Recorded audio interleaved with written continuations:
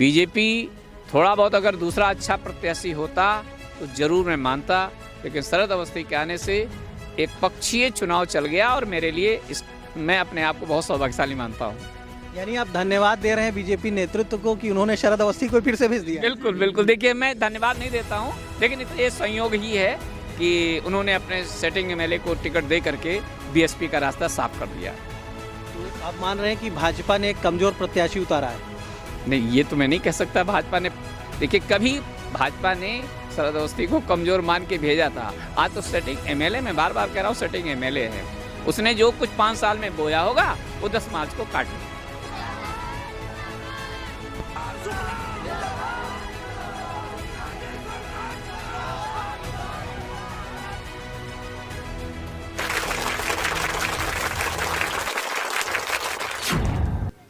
अब लगभग सभी दलों के प्रत्याशी अपने हथियारों के साथ, अपने अस्त्र शस्त्र के साथ मैदान में आ गए हैं। नामांकन भी हो गए हैं और अब चुनावी संग्राम बिल्कुल चरम की ओर बढ़ रहा है। ऐसे में जो विधानसभा की सीटें हैं वहां के समीकरण भी अब खुलकर सामने आ रहे हैं। रामनगर सीट बाराबंकी की एक अहम विधानसभा सीट है, ब्राह्मण बाहुल्य क्षेत्र है ये, और यहाँ पर 3 दलों ने, भाजपा ने, बसपा ने और कांग्रेस ने ब्राह्मण कैंडिडेट्स उतार दिए हैं। रामकिशोर शुक्ला जी हैं, बाराबंकी के एक लोकप्रिय शिक्षाविद हैं, शिक्षा के क्षेत्र में कई दशकों से काम कर रहे हैं, बहुजन समाज पार्टी के प्रत्याशी हैं।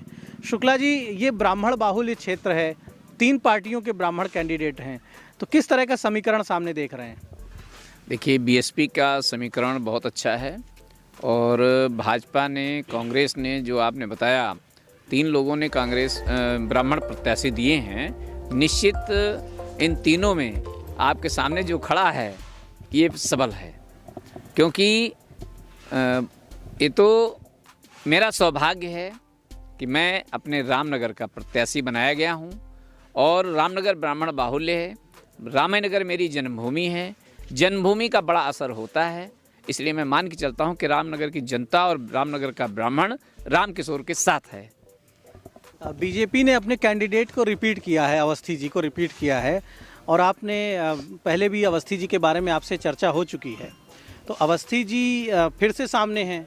तो इस बार अवस्थी जी के काम, उनकी पहचान, उनका नाम, ये सारी चीज़ें किस तरह से यहाँ की सियासत को प्रभावित कर रही हैं?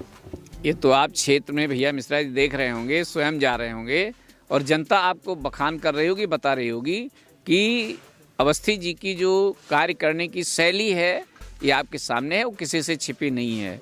और 10 मार्च को जब रिजल्ट आएगा तो उसका परिणाम भी अवस्थी जी के सामने आ जाएगा, इसमें मुझे बताने की ज़रूरत नहीं है। आपको नहीं लग रहा ब्राह्मण वोट डिवाइड हो रहे हैं यहाँ पर और उसका फ़ायदा दूसरी दलों के कैंडिडेट्स को भी मिलेगा? कांग्रेस के भी एक प्रत्याशी हैं, युवा चेहरे हैं, ब्राह्मण हैं, ज्ञानेश शुक्ला। मैंने कहा ना, 10 तारीख को पता चलेगा। मैं किसी के ऊपर कमेंट इसलिए नहीं करता कि 3 प्रत्याशी हैं। कांग्रेस की कंडीशन रामनगर में बिल्कुल 0% है, मैं उसको बिल्कुल ये नहीं मानता कि कहीं वो लड़ाई में आ रहे हैं। बीजेपी थोड़ा बहुत अगर दूसरा अच्छा प्रत्याशी होता तो ज़रूर मैं मानता, लेकिन शरद अवस्थी के आने से एक पक्षीय चुनाव चल गया और मेरे लिए मैं अपने आप को बहुत सौभाग्यशाली मानता हूँ।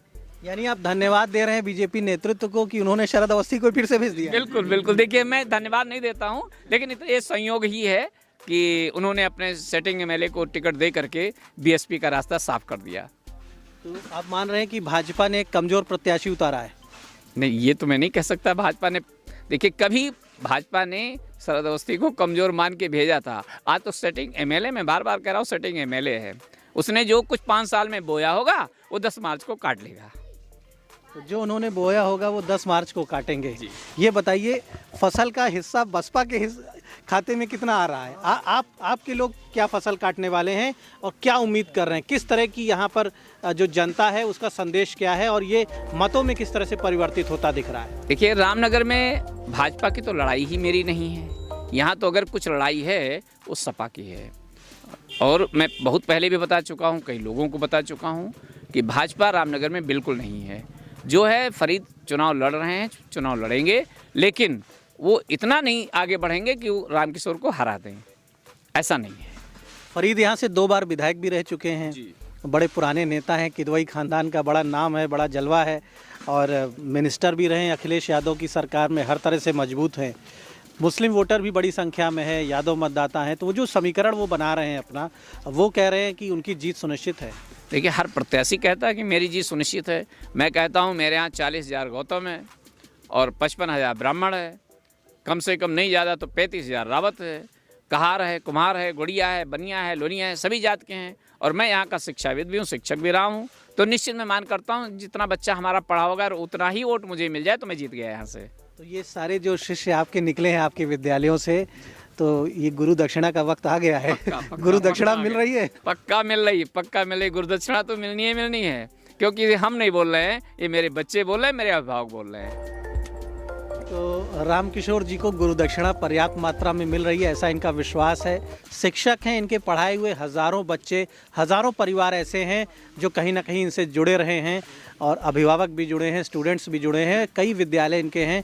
और यूपी बोर्ड के बारे में तो एक बार कहावत बन गई थी कि अगर जब भी रिज़ल्ट आएगा तो मेरिट लिस्ट में इनके स्कूल के बच्चे ज़रूर होंगे। पूरे देश की मीडिया में ये छाए रहे हैं, मुख्यमंत्रियों ने, गवर्नर्स ने इनका सम्मान भी किया है। तो अब वो वक्त आया है जब इन्होंने स्वयं को जनता के सामने एक कैंडिडेट के तौर पे, एक प्रत्याशी के तौर पे पेश किया है। ये चाहते हैं कि इन्होंने जीवन भर जो तपस्या की है, जो मेहनत की है, उसका परिणाम, उसका फल इन्हें जनता की ओर से मिले। और बाराबंकी की जनता, रामनगर की जनता आने वाले 27 फरवरी को डिसीजन लेगी, फैसला करेगी, और उसका फैसला जो है वो 10 मार्च को सामने आएगा। बड़ा रोचक चुनाव हो रहा है लगभग सभी सीटों पर। तो जनता से भी हमारी अपील है कि अपने कैंडिडेट को जानिए, समझिए, सभी पार्टियों को देखिए और ये सोचिए कि कौन आपके लिए बेहतर करेगा, और ज़रूर वोट डालने जाएं। निर्वाचन आयोग की जो अपील है कि वोट परसेंटेज देश में बढ़ाया जाए। हमारे देश में वोट परसेंटेज कम रहता है, लगभग 60% के आसपास वोट होता है, यानी 40% जिम्मेदार नागरिक देश के वो गैर जिम्मेदार हैं, वोट डालने नहीं जाते। वो 40% लोग भी घरों से निकलें और 90% से अधिक मतदान हो, ताकि अच्छे प्रतिनिधि चुने जाएं, अच्छी सरकार बने। आपकी कोई भी विचारधारा हो, घरों से ज़रूर निकलिए, वोट डालिए और देश के हित में मतदान करिए। धन्यवाद।